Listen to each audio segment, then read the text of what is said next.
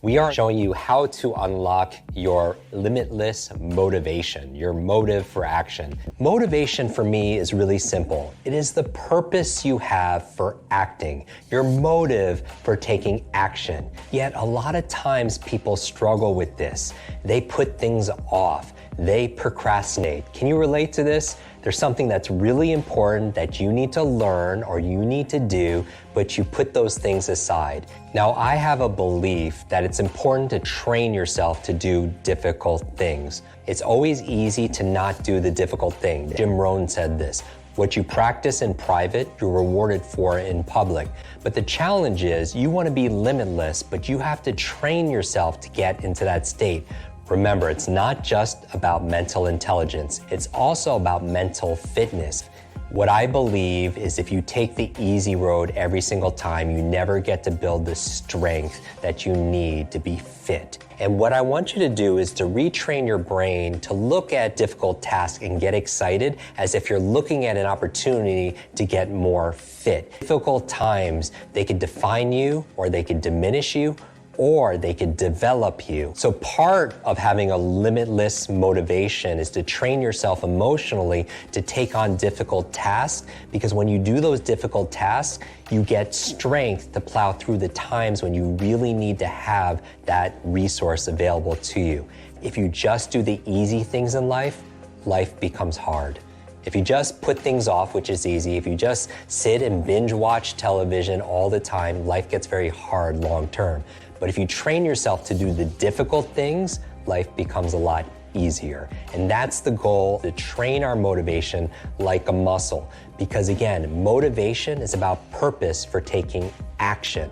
Now, the formula I'm using is motivation equals purpose times small steps times energy. Really, when it comes to motivation, it doesn't mean you have to enjoy that thing. What it means is you have to find purpose in it.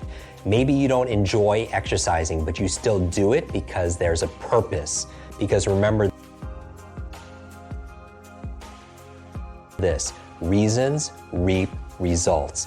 That the success formula goes from your head to your heart to your hands. You could visualize your goals and your deep desires and dreams in your head, but if you're not acting with your hands, you're procrastinating or you're self-sabotaging, usually what's missing is your heart. Metaphorically, your heart is what? Those are the feelings, those are the emotions. And so the purpose of this session is to sensitize yourself, to fully associate yourself to the emotions of doing something. And how do you do that? How do you get yourself motivated? How do you motivate yourself to do something that is initially difficult? And again, the formula for me is small little steps times energy. But it starts with first having a clear purpose. What will I gain from doing this? What are all the benefits, the pleasures, the rewards I'll get? How will I feel afterwards? How will this affect my career, my academics, my relationships, my sense of well-being? How will it feel to be able to have these limitless abilities, this sense of possibility, this sense of energy, all of these methods where I'm working smart and not just hard? And don't just feel the benefits, also feel the consequence, not only the positivity, but what's the pain that comes from not taking action? What are the potential consequences or the pain you'll feel from not following through on something? Who do you become when you do not follow through on something? One of the habits of highly effective people is they begin with the end in mind. Get very crystal clear on your purpose, because with reasons, reap results. With reasons, reap rewards. What is your purpose? And I'm not talking about your passion.